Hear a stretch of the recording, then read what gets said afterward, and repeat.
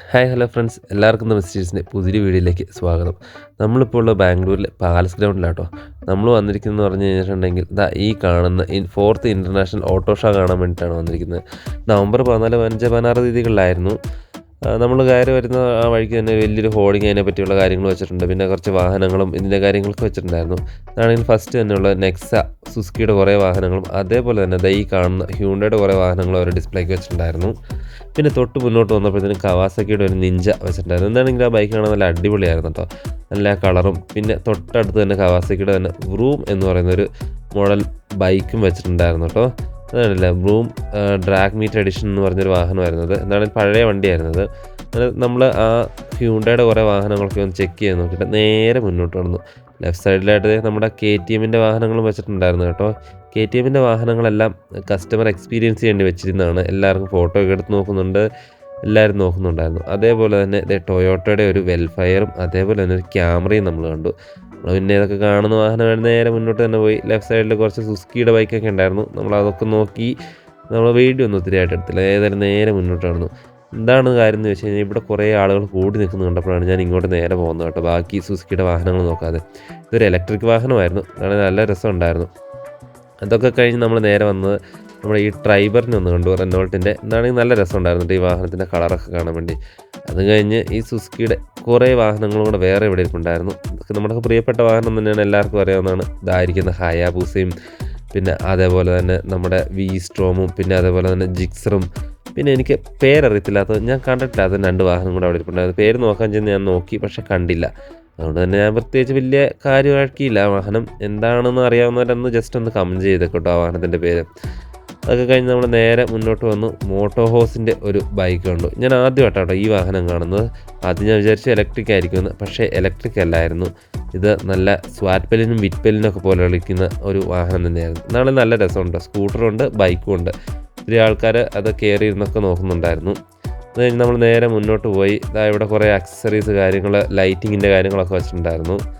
ഇതൊക്കെ കഴിഞ്ഞ് നമ്മൾ നേരെ മുന്നോട്ട് വന്നപ്പോൾ കണ്ടത് ഈ ട്രയംഫിൻ്റെ കുറേ വാഹനങ്ങളാണ്. സ്പീഡ് 400, അതേപോലെ സ്ക്രാംബ്ലർ, പിന്നെ ടൈഗറൊക്കെ ഉണ്ടായിരുന്നു. ഇതൊക്കെ കണ്ടു കഴിഞ്ഞപ്പോഴാണ് ഞാൻ മുന്നോട്ട് വന്ന് നോക്കിയപ്പോൾ ഇവിടെ നമ്മുടെ ക്ലാസിക് 350യുടെ ഒരു ചെറിയൊരു മിനിയേച്ചർ വെച്ചിരിക്കുന്നുണ്ട്. വില ചോദിച്ചു കഴിഞ്ഞപ്പോഴത്തേക്കും ഞെട്ടിപ്പോയി. ഞാൻ അപ്പം തന്നെ അവിടെ നിന്ന് വിട്ടു. 2000 രൂപയായിരുന്നു കേട്ടോ. അതൊക്കെ കഴിഞ്ഞ് നമ്മളിതേ ഗോവൻ മോഡലും കണ്ടു. പിന്നെ കുറച്ച് ആക്സസറീസ് കണ്ടു റോയൽ എൻഫീൽഡിൻ്റെ. അതൊക്കെ കഴിഞ്ഞ് പിന്നെ ഒന്നും കൂടെ ഞാൻ ജസ്റ്റ് ഒന്ന് നമ്മുടെ ട്രംപിൻ്റെ അടുത്ത് പോയി. അങ്ങനെ അതിൻ്റെ അകത്ത് നമ്മളത് ടൈഗറൊക്കെ കണ്ടു. എന്നിട്ട് നമ്മൾ ജസ്റ്റ് ഒന്ന് കയറിയിട്ട് തിരിച്ചു വന്നു. നല്ല റഷ് ഉണ്ടായിരുന്നുകൊണ്ട് ഞാൻ അത്ര നേരം ഒന്നും അവിടെ നിന്നില്ല. പെട്ടെന്ന് തന്നെ തിരിച്ചു പോന്നു. അങ്ങനെ മുന്നോട്ട് വന്നു കഴിഞ്ഞപ്പോഴാണത് ഇവിടെ നമ്മുടെ കാർ സസ്പെൻഷനിൽ വെക്കുന്ന ആ ഒരു സംഭവം വെച്ചിരുന്നത്. ഇതിൻ്റെ പേര് ഞാൻ ശരിക്കും പറയാൻ ഓർക്കുന്നില്ല. പേര് ഞാൻ മറന്നുപോയി. അതായത് നമുക്ക് വേണ്ടാത്ത കാര്യം നമ്മൾ വിട്ടിട്ടേക്ക് പോന്നു. പിന്നെ ഇവിടെ കുറച്ച് ക്ലീനിങ് അക്സസറീസ് കാര്യങ്ങളൊക്കെ ആയിരുന്നു. അതൊന്നും നമ്മൾ നോക്കിയൊന്നുമില്ല. നേരെ വന്ന് ജസ്റ്റ് ഈ മാഗ്നറ്റിനെ ഒന്ന് കണ്ടിട്ട് നമ്മൾ അടുത്ത സ്ഥലത്തോട്ട് തന്നെ വിട്ടു കേട്ടോ. ആണെങ്കിൽ നമ്മളിതൊക്കെ ഡെയിലി കാണുന്ന വാഹനം തന്നെയല്ലേ. അത് കഴിഞ്ഞപ്പോഴാണ് ഞാൻ വിൻഫാസ്റ്റ് എന്ന് പറഞ്ഞത്. ഞാൻ ആദ്യമായിട്ടാണ് ഇങ്ങനത്തെ ഒരു വാഹനം കാണുന്നത്. ഒരു ഇലക്ട്രിക് വാഹനമായിരുന്നു. ഇതാണെങ്കിലും കാണാൻ നല്ല രസമുണ്ടായിരുന്നു. VF7 എന്ന് പറഞ്ഞു കഴിഞ്ഞാൽ വിൻഫാസ്റ്റ് 7 എന്ന് പറയുന്നൊരു വാഹനമായിരുന്നു ഇത്. നല്ല ലുക്കാട്ടോ ഇത് കാണാൻ വേണ്ടി. നമ്മുടെ B6-ൻ്റെയൊക്കെ ഏകദേശം ഒരു ഷേപ്പൊക്കെ ഉണ്ട്. അതേപോലെ തന്നെ തൊട്ടപ്പുറത്താ കിടക്കുന്ന റെഡ് വാഹനമില്ലേ, അതും വിൻഫാസ്റ്റ് തന്നെയാണ്. വിൻഫാസ്റ്റ് 6 എന്ന് പറയുന്നൊരു വാഹനമുണ്ടോ. ഏതോ ചൈനീസ് കമ്പനിയാണെന്നാണ് എനിക്ക് തോന്നുന്നത്. ഞാൻ അതിനെപ്പറ്റി കൂടുതലൊന്നും നോക്കിയില്ല. എന്നാണെങ്കിലും ഇൻറ്റീരിയേഴ്സൊക്കെ കാണാൻ നല്ല രസമായിരുന്നു കേട്ടോ. അതിൻ്റെ ആ ഡിസ്പ്ലേ ഒക്കെ ആണെങ്കിലും നല്ല രസമുണ്ടായിരുന്നു. കണ്ടില്ലേ, ഒരു വലിയ ഡിസ്പ്ലേ വെച്ചേക്കുന്നുണ്ട്. ചെറിയ TV ഇരിക്കുന്നുണ്ട് പോലെ ഉണ്ട് കേട്ടോ. അതൊക്കെ കഴിഞ്ഞ് നമ്മൾ നേരെ മുന്നോട്ട് വന്നപ്പോൾ ഹോണ്ടയുടെ ഒരു സിറ്റി, അതുപോലെ തന്നെ എലവേറ്റ്, അതേപോലെ തന്നെ അഡാസ് ഫീച്ചറുള്ള ഒരു അമേസും അവിടെ ഉണ്ടായിരുന്നു. കണ്ട് നമ്മളിങ്ങോട്ട് വന്നപ്പോൾ കിടക്കുന്ന നമ്മുടെ റുബിക്കോണും അതേപോലെ തന്നെ ജീപ്പ് മെറീഡിയനും. എന്തായാലും നമ്മളിവരെയൊക്കെ നേരത്തെ കണ്ടിട്ടുണ്ട്. നമ്മൾ പയ്യെ അവിടെ നിന്ന് പോന്നു. അങ്ങനെ വന്നു കഴിഞ്ഞപ്പോഴാണ് അവിടെ സിറ്റുകളുടെ ഒരു വാഹനം കിടപ്പുണ്ടായിരുന്നു. അതൊക്കെ കഴിഞ്ഞ് നമ്മൾ നോക്കി കഴിഞ്ഞപ്പോൾ അവിടെ ആയിട്ട് റിവർ ഇന്ത്യയുടെയും പിന്നെ അതേപോലെ തന്നെ കുറച്ച് പഞ്ചർ സെറ്റപ്പ്, അതായത് ടയർ കടയുടെയൊക്കെ ടയർ പഞ്ചറൊക്കെ ഒട്ടിച്ചതിൻ്റെ ടയർ മാറാനുള്ള സെറ്റപ്പൊക്കെ ഉണ്ടാക്കി വെച്ചിട്ടുണ്ടായിരുന്നു. അങ്ങനെ നമ്മളത് റിവർ ഇന്ത്യയുടെ അടുത്തെത്തി. റിവർ ഇന്ത്യ നല്ല അടിപൊളി വണ്ടി കേട്ടോ. സ്കൂട്ടറുകളിലെ SUV എന്നാണ് അറിയപ്പെടുന്നത്. നല്ല അടിപൊളി ഫീച്ചേഴ്സും നല്ല അത്യാവശ്യം കളർ ഓപ്ഷൻസും നല്ല ലുക്കൊക്കെ ഉള്ള വണ്ടിയാണ്.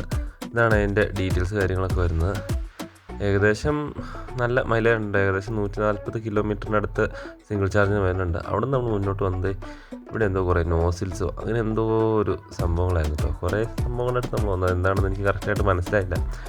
എനിക്ക് തോന്നുന്നത് നോസിൽസ് അങ്ങനെ എന്തോ സെറ്റപ്പ് ആയിരുന്നു എന്നാണ് തോന്നുന്നത്. അതേപോലെ തന്നെ ഈ ഇലക്ട്രിക് വണ്ടിയുടെ സാധനങ്ങളുമാണോ എന്ന് എനിക്കറിയത്തില്ല കേട്ടോ. അങ്ങനെയൊക്കെ അവിടെ കഴിഞ്ഞ് വന്നപ്പോഴാണ് ഇത് പയനയുടെ പഴയ കാറുകൾ ഇങ്ങനെ കൊണ്ടുവച്ചേക്കുന്നത് കണ്ടത്. അതാണെങ്കിൽ നല്ല അടിപൊളി ലുക്കായിരുന്നു കേട്ടോ. നമ്മൾ ഓൾറെഡി മൈസൂർ അവരുടെ പയനയുടെ മ്യൂസിയത്തിൽ പോയപ്പോൾ നമ്മളിതെല്ലാം കണ്ടതാണ്. എന്നാലും ഇതെല്ലാം കാണാൻ നല്ല അടിപൊളിയായിരുന്നു കേട്ടോ. നല്ല സൂപ്പർ കാറുകൾ തന്നെയല്ലേ കിടക്കുന്നത് നോക്കി, എന്ത് തലയെടുപ്പോടു കൂടി അവരെല്ലാം കിടക്കുന്നത് നോക്കി, അടിപൊളിയായിരുന്നു. എന്താണെങ്കിലും നമ്മൾ അവിടെയൊക്കെ കഴിഞ്ഞത് തൊട്ട് മുന്നോട്ട് വന്നപ്പം ഇവിടെയും കുറച്ച് കൊമ്പന്മാർ കിടപ്പുണ്ടായിരുന്നു. ഇതൊക്കെ നല്ല പഴയകാലത്തെ പുലികുട്ടികളായിരുന്നു കേട്ടോ. അത് നോക്കി കഴിഞ്ഞപ്പോഴാണ് ഇവിടെയായിട്ട് കുറേ മോഡിഫൈഡ് കാറുകൾ കിടക്കുന്നുണ്ട്. കുറേ ഗ്രാഫിക്സ് ചെയ്തതും അതേപോലെ ടയർ മാറ്റിയതും എല്ലാം ചെയ്തേക്കുന്നതായിട്ടുള്ള കുറേ വാഹനങ്ങളുണ്ടായിരുന്നു. കുറേ അടിപൊളി വാഹനങ്ങളുണ്ടായിരുന്നു. അതായത് ഈ കാണുന്ന ഒരു ആൾട്രോസ് ഉണ്ടായിരുന്നു, നല്ല അടിപൊളി വാഹനമായിരുന്നു. അതിൻ്റെ അകത്ത് ആ ഗ്രാഫിക്സ് വർക്കും കാര്യങ്ങളെല്ലാം ചെയ്തേക്കുന്നത് കാണാനായിട്ട് നല്ല അടിപൊളിയായിരുന്നു. ആ ഡ്രാഗൺ ബോൾ എന്നൊക്കെ എഴുതിയേക്കുന്നത് കാണാൻ നല്ല സൂപ്പർ അല്ലേ നോക്കി. എനിക്ക് തോന്നി ഇതൊരു ബേസ് വേരിയൻ്റ് കാറായിരുന്നു എന്നാണ് എനിക്ക് തോന്നുന്നത്. പക്ഷേ അവർ നേരത്തെ നല്ല എല്ലാം ടോപ്പ് എൻഡ് ആക്കി എടുത്ത് നല്ല അടിപൊളി മ്യൂസിക് സിസ്റ്റം കാര്യങ്ങളും ഹെഡ്ലൈറ്റും എല്ലാം തന്നെ ചേഞ്ച് ചെയ്തിട്ടുണ്ട്. പിന്നെ ഈ കിടക്കുന്ന ഒരു ബലേനോ ആയിരുന്നു. ഇതാണെങ്കിലും അടിപൊളിയായിരുന്നു. അതിൻ്റെ അകത്ത് ആ മ്യൂസിക് സിസ്റ്റത്തിൻ്റെ സെറ്റപ്പൊക്കെ ചെയ്ത് വെച്ചിരിക്കുന്നത് ആ വാഹനത്തിന് അവർ പേരിട്ടേക്കുന്നത് ലൂസിഫർ എന്നായിരുന്നു കേട്ടോ. ഇതാണെങ്കിൽ നല്ല ലുക്കായിരുന്നു. ഇതാണെങ്കിൽ നല്ല വണ്ടികളെല്ലാം അവിടെ ഉണ്ടായിരുന്ന എല്ലാം പഴയ ഹോണ്ട സിറ്റികളാണെങ്കിലും എല്ലാം ഈ വണ്ടിയുടെ കണ്ടില്ലേ, എല്ലാം തുറന്നു വെച്ചിരിക്കുകയാണ്. നല്ല രീതിയിൽ പണി ചെയ്തേക്കുന്ന വാഹനങ്ങളായിരുന്നു കേട്ടോ.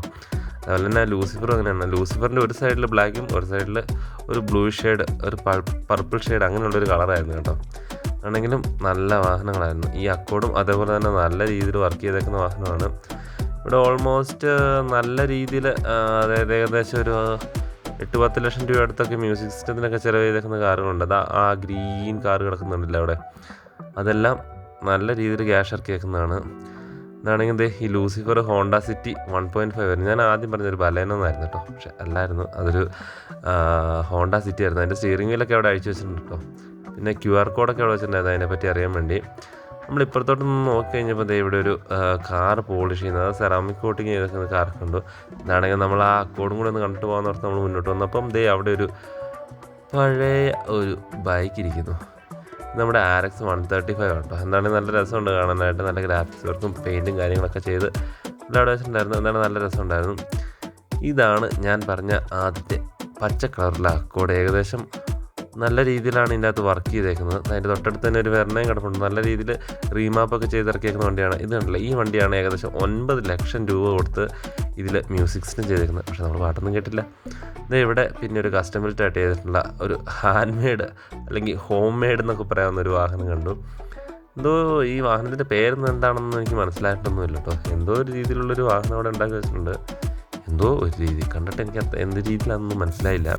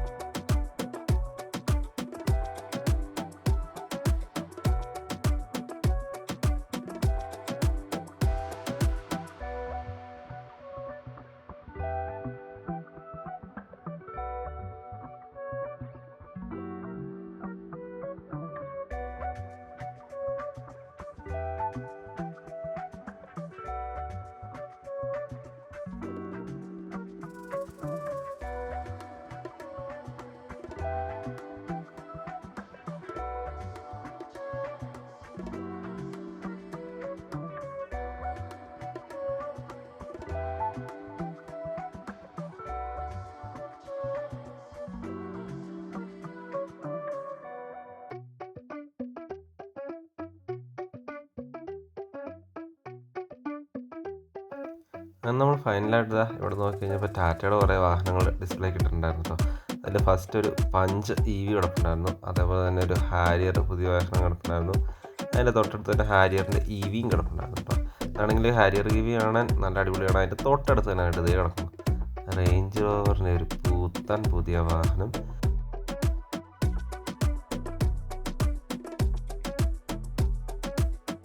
നമ്മൾ നേരെ അവിടെ നിന്ന് പോന്നു.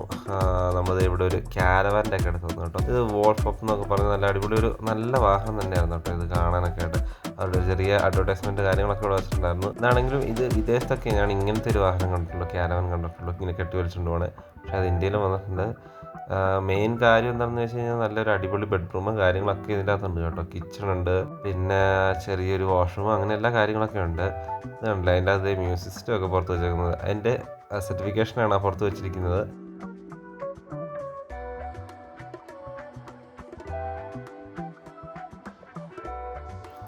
പിന്നെ അവിടെ നിന്ന് നമ്മൾ നേരെ ബെൻലിയൊക്കെ ഒന്ന് പോയി കണ്ടു. ബെൻലിയുടെ ബൈക്കൊക്കെ ഒന്ന് പോയി കണ്ടു. ഒക്കെ കുറച്ച് ഫോട്ടോ ഒക്കെ എടുത്തിട്ട് നമ്മൾ നേരെ അവിടെ നിന്ന് അടുത്ത സ്ഥലത്തോട്ട് പോയി.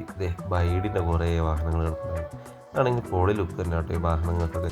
അടുത്ത ഒരു എക്സ്പെയും കൂടെ ഞങ്ങൾക്ക് കാണാനുള്ളതുകൊണ്ട് ഞങ്ങൾ അവിടെ നിന്ന് ഇവിടെ പറഞ്ഞ് ഞങ്ങൾ നേരെ മുന്നോട്ട് പോവുകയാണ് കേട്ടോ. അപ്പോൾ അടുത്ത വീഡിയോ ആയിട്ട് വീണ്ടും കാണാം. അപ്പോൾ എല്ലാവർക്കും ബൈ ബൈ.